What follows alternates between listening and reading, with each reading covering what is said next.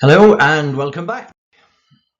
Today we're looking at analysing consumer markets. Well, we've got customer markets. We're talking about consumer markets. So there's a lot to get through.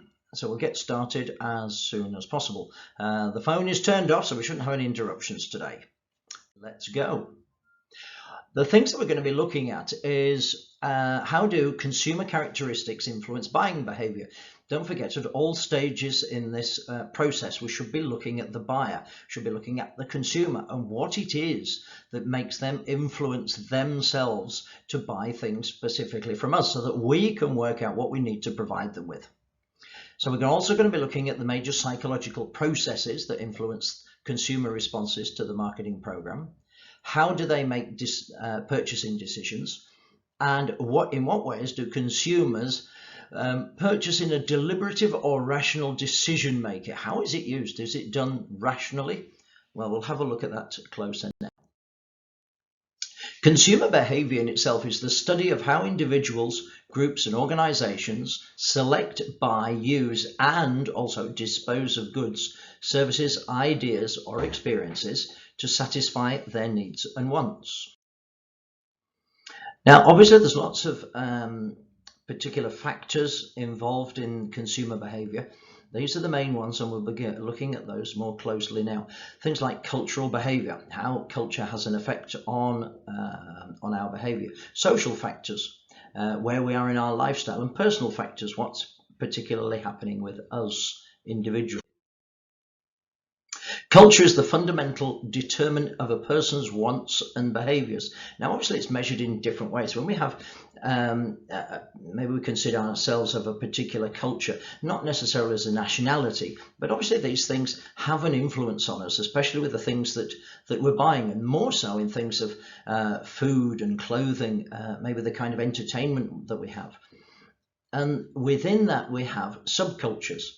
So instead of globally rounding us all up into one specific culture, a lot of people have specific subcultures that they belong to. I've got an example here of a punk, obviously from years ago, but I've actually noticed, I've seen some of these here in Barcelona in recent times. And also the class, the social class. Obviously this varies from country to country. Coming from a country like mine, the United Kingdom, social class is very easy to see. It's very noteworthy. So obviously we've got to understand these values and understand what it is that we need to be doing and taking opportunities, using the opportunities for that.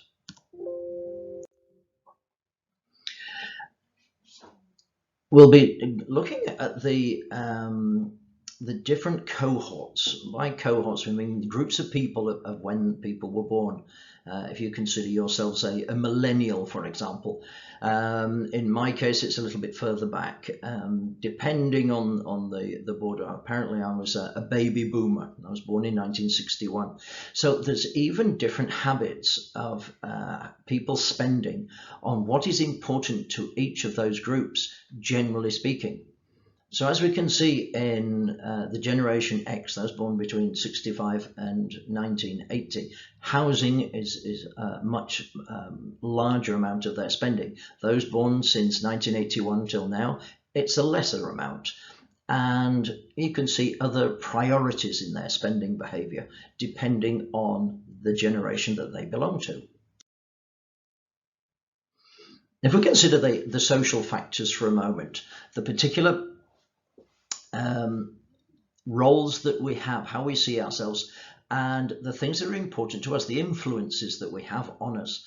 Obviously, one of our major influences is things like the family. Normally within a particular family environment, how we're grown up, we get a lot of determinants and guidelines, etc., from our families. Now, in some ways, maybe we adopt some of those social factors of how we interact with each other. But also, when we're at work with our reference group, the kind of groups that we belong to, that we feel that are important to us, they play quite an influence as well. And then obviously we have sort of our role, if you like, in society, which is kind of where we fit in within the society that we're in. So if you can consider, if you're maybe a particular type of work, a professional. You may consider yourself of a particular role that as a lawyer or an accountant or, a pilot or something, that you have a particular role that is more important in society. A person's reference groups are all the groups that have a direct or indirect influence on their attitudes or behaviors. So groups having a direct influence are called membership groups. Some of those are primary groups with whom the person interacts fairly continuously and informally. Obviously, things like friends, family, neighbours, and co-workers.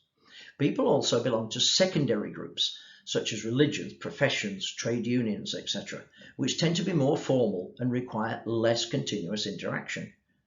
Reference groups influence members in at least three ways. They expose an individual to new behaviours and lifestyles. They influence attitudes and self-concept, how we understand ourselves, and they create pressure for conformity that may affect product and brand choices. Certain things that are accepted that we should be doing. People are also influenced by groups to which they do not belong. Aspirational groups are those a person hopes to join, and dissociative groups are those values or behavior of an individual rejects. Family is considered the most important consumer buying organization in society, and family members constitute the most influential primary reference groups. There are two families in the buyer's life: the family of orientation, consisting of parents and siblings, your brothers and sisters. From parents, a person acquires an orientation towards religion, politics, economics, and a sense of personal ambition, self-worth, and love. Even if the buyer no longer interacts very much with his or her parents, parental influence on behavior can be significant. Almost 40% of families have auto insurance with the same company as the husband's parents. We participate in many groups, family clubs, organizations. Groups are an important source of information, help us define norms for behavior. We can define a person's position in a group in terms of roles and status.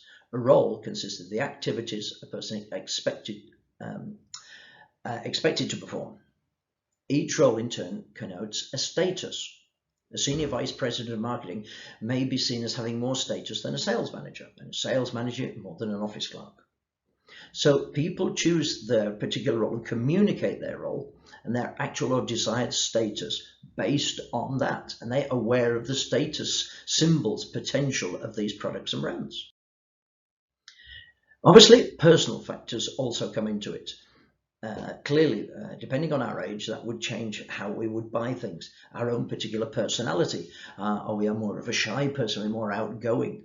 And where are we in the life cycle stage? Are we just leaving home, setting up our own house? Or are we married? Are we getting children? Are we divorced? Are we on our second marriage? Are we in another family? And other particular factors that are also important, that specifically on the personal side. Our occupation itself, what does that tell us that we should be doing, and the expectations? Obviously, that's linked to our economic situation. Depending on the amount of income that we're making, that will affect the kind of lifestyle that we want. In most cases, not always, but in most cases, the more money we earn, the more we spend, the more we like to maybe show off or whatever. And this is also linked to our values. Now, an example of that, I suppose, if you think about it, would be, say, look at the example of Arnold Schwarzenegger. When he was the governor of California, he was driving around. Can you remember the car? It was a Hummer, this large military style vehicle. Incredibly inefficient and a big gas guzzler.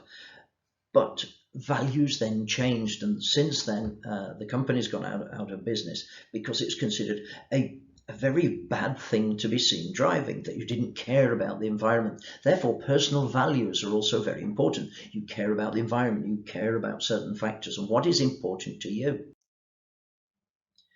Obviously, occupation influences your consumption. Marketers try to identify occupational groups that have above average interest in their products and services, and even tailor products for certain occupational groups. Computer software companies, for example, design different products for brand managers, engineers, lawyers, and physicians. As the recent recession has clearly indicated, both product and brand choice are greatly affected by economic circumstances. Spendable income, the level, stability and time pattern, saving and assets, including the percentage of that money that's liquid that you can actually spend, debt, borrowing power, and attitudes towards spending and saving. Luxury good makers such as Gucci, Prada and Burberry are vulnerable to an economic downturn. If economic indicators point to a recession, marketers can take steps to redesign, reposition and reprice their products, or introduce or increase the emphasis on discounts brands so that they continue to offer value to their target customers.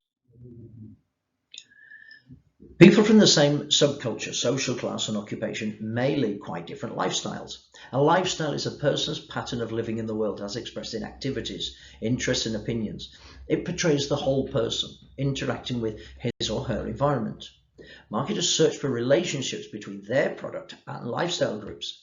A computer manufacturer might find that most computer buyers are achievement orientated and then aim the brand more clearly at the achiever lifestyle.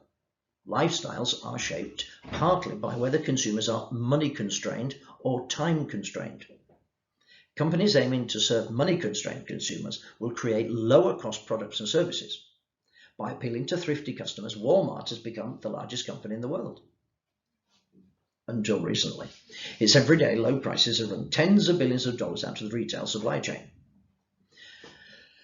Those that experience time famine are prone to multitasking, doing two or more things at once. So they will also pay others to perform tasks because it's more important to them to have the time free rather than to have money. So obviously, companies aiming to serve them will try and look for products and services that will service them. Now, the starting point for understanding consumer behavior is in the psychological factors. Now, if we consider that what is actually the psychology of the consumer and what characteristics we have as consumers, well, we have to think of the stimulus that we receive from outside. Now, obviously, we've just been talking about financial stimulus. So obviously, there is a stimulus of things like economic and technical, political, cultural, that will affect us. But also what happens within the market. The market actually itself, the company that's promoting a product, they can stimulate us by their particular marketing. So that can be things like the product and service, the price, the distribution, how they communicate that to us, the kind of advertising that they do. That is a stimulus that will promote us to buy and has to fit in with our psychology. What are our motivations? How do we perceive these things, etc.?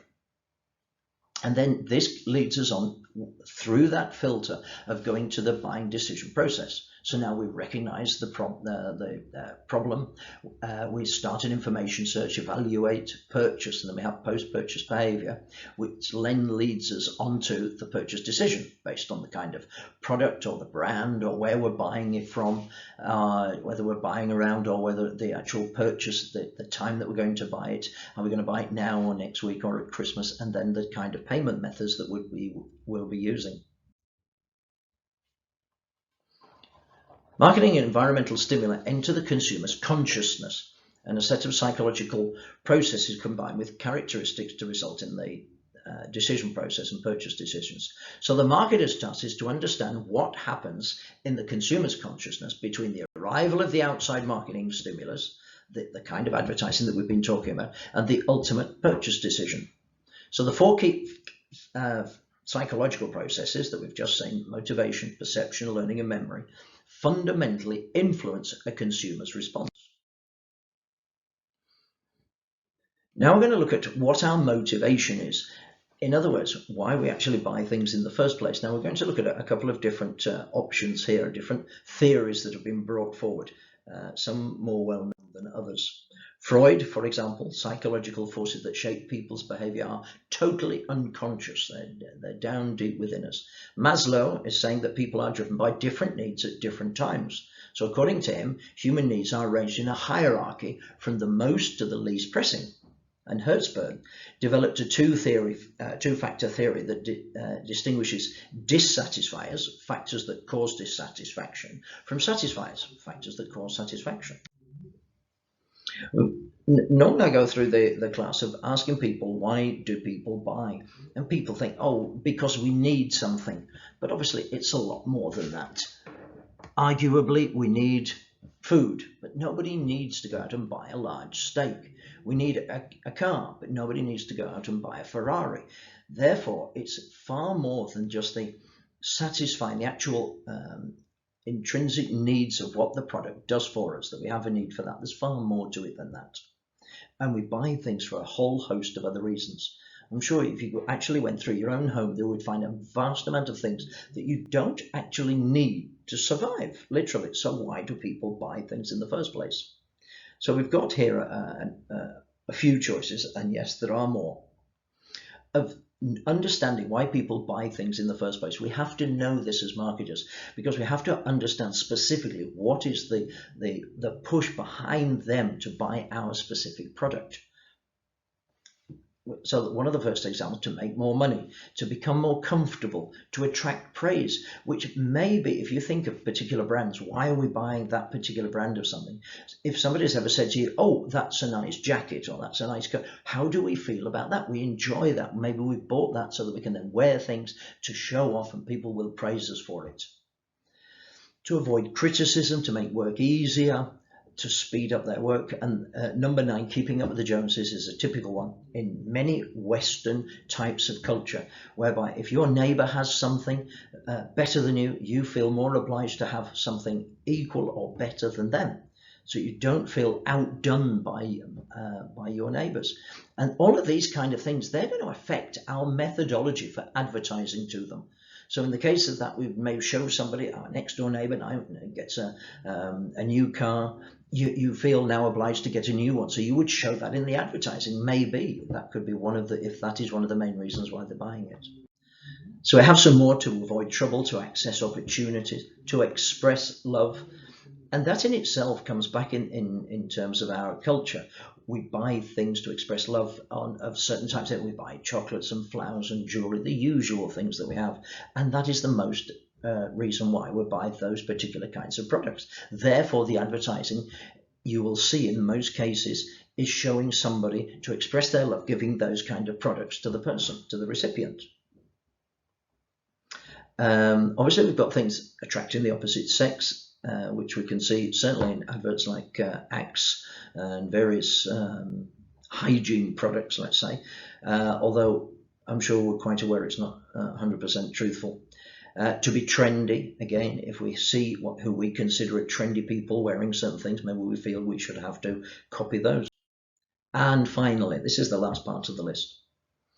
To satisfy an impulse. Obviously, we buy a lot of things on impulse. To be popular, to satisfy curiosity or appetite or whatever. There's lots of reasons why we buy, but we must be aware of them, especially with the kind of products that it is us that we are marketing. Now, in the case of Maslow's hierarchy of need, which we did look at earlier briefly, according to him, we have a hierarchy of needs depending on where we are. Obviously, at the lowest level, we have our psychological needs. We need food and water and shelter. We understand that. As we get those, we go to the next level. Now we need our safety needs, maybe security, protection. The next level up, social needs, a sense of belonging, a sense of love, of having friendship, etc. So now we start developing more needs and obviously have to buy products and services to satisfy those. Then esteem, how we feel about ourselves, self-esteem, recognition, status. Now we're looking at more kind of luxury goods. And then all the way up to self-actualization, self-development, realization. So maybe that is why you're here on this course. So we've got some examples. Necessities, that would be why you would buy bread. A particular brand example of that would be Bimbo's. Security of safety, cars would be maybe Volkswagen or Volvo. Nappies, a brand to feel safe for that, a good brand, Pampers. Love, emotive fulfillment. Well, we have that. Those that fulfill the need, it's not a question of that if we buy something we feel love, but we would buy something maybe to help us get someone where we would have that. Materialistic goods, obviously looking at more luxury products, in this case in the cars with the Lamborghini. Self-actualization, yes, we could still buy, say, a service, which would be this kind of course so that people are qualified and you would be in a position to extend yourself in your work by having more experience and better qualifications. Right, we're going to have a look at through perception, how we how we as consumers perceive the products. So if we look at, oh, apparently gone past that. Okay, well, continuing on with first through perception, we have to understand what it is that we have, a bit like our preconceived ideas of what we either think of things or products, and we have a perception based on that. So if a particular brand is mentioned, how do we perceive that brand? If we say that we understand that Apple, say it's a quality brand, it's a luxury brand or whatever, we have those perceptions before we actually even look at buying the particular product. And obviously we get particular information through our own society, through people that we know and our experiences, that would change and alter our perceptions of things. Now, obviously, the idea is, certainly through marketing, is to create a particular perception. As an example, there's been some recent new adverts out from IKEA. Now, the original perception by most consumers, let's say generally, was that IKEA furniture was pretty cheap and tacky and nasty, and just for people who were just starting up their first home and getting the cheapest furniture possible. So to change that perception, what IKEA are doing now is showing sort of almost like movie scenes of sophisticated houses, sophisticated environments, in expensive places, and then informing the viewer that they have IKEA furniture. The idea being is to show that even nice quality expensive houses can have IKEA furniture in. So it shows why we're trying to create a particular perception of our products in the mind of the consumer. Now, the learning side that was mentioned earlier, well, we have the driver and the discrimination. So the drive is a strong internal stimulus that impels us to do something. It makes us buy something. A cue, they're smaller ones that we determine when and how a person responds. And discrimination means that we have learned to recognize the differences in sets of similar stimuli and can adjust our responses accordingly. Now, obviously, when we're talking of marketing, and in many cases, depending on the kind of products that we're using and doing the advertising, we're obviously involving emotions. We're trying to get people's emotions, and we are aware that consumers are not always logical. They do not always respond cognitively and rationally. So many responses can be emotional. Now, brands can make people feel proud to own them, or excited or confident. So the ads can create a feeling of either amusement, of disgust or wonder. So we work with their emotions, and that is very important because obviously we as humans are very emotional creatures, and our buying behavior is very much moved by these emotions. Now again, memory is also in there in the sense of how we associate with things, what we have heard about particular products and services and brands and companies in the past. So we bring these to the fore. Now, obviously, this is linked to perceptions. The perceptions come from our historical memory, if you like, of having an interaction with a particular product or service. So when a brand is mentioned, it automatically evokes certain memories of what we feel that brand is all about. Now, if we've got an example here from an insurance company. So as a mental map, what would this particular brand put into our mind? What does it mean to us? Well, it's a fairly popular brand in the United States, and it's been around for quite a long while. So because of that, it's dependable and has a good reputation. It's also very conservative. And it has maybe good home and car insurance. There's the color of the red, which is their logo. Then the agents come round door to door, so they're almost part of the neighborhood. So it's all a good personal service. They're reputable, it's convenient. So all of these things are immediately associated with the brand itself. When we're looking at the actual buying decision, now don't forget we're talking of buying as a consumer rather than as a business. So it's very important for us as companies to understand what is the process that the consumer would go through to actually purchase our particular product. So the buying decision process is all the experience in learning, choosing, using, and in some cases even disposing of a product. So marketing scholars have developed a stage model of the process. So the consumer typically passes through these 5 stages: the problem recognition, the information search, evaluation of alternatives, purchase decisions, and then post-purchase behavior. So obviously it starts long before the actual purchase and it continues long after the purchase has happened. If we were to look at here as a specific example, when we said going through each of those processes, the problem, well, here a flat tire, we then go on to a search because we need to replace the tire. We pick out particular brands. Here maybe we'll pick out 4 or 5 brands. Of those, maybe we would select a specific alternative for a particular reason, either be it price or quality or a particular function that it has that we're interested in.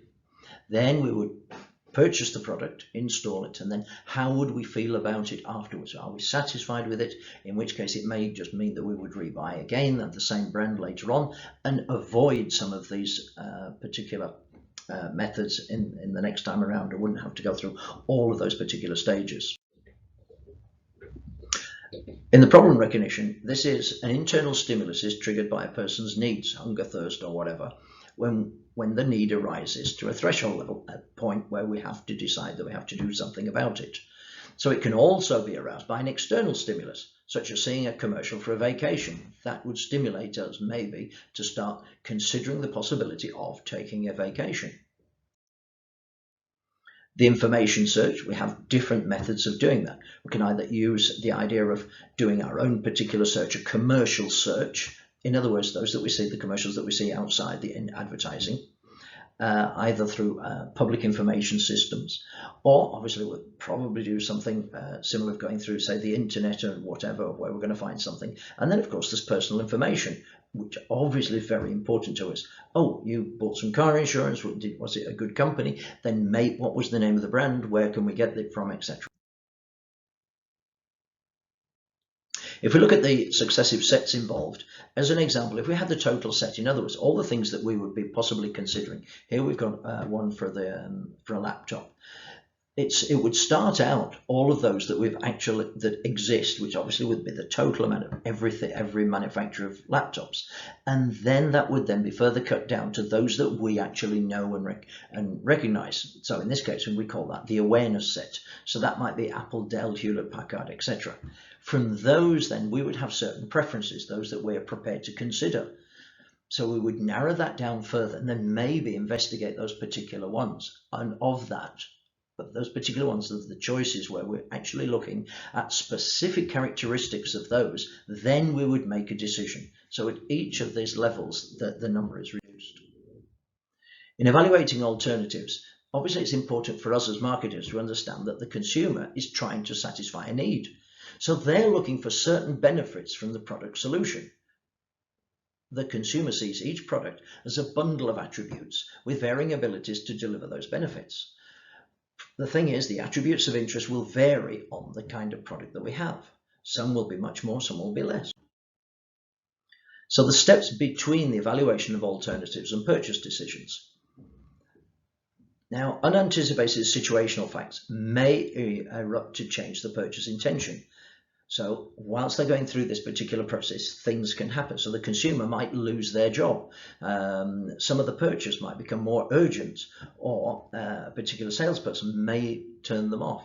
So preferences and even purchasing intentions are not completely logical.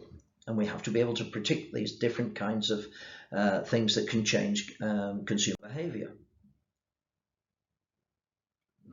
In the actual decision making, using what we call conjunctive heuristics, the consumer sets a minimum acceptable cutoff level for each attribute. In other words, a particular attribute of a product. This is when we're selecting between each ones.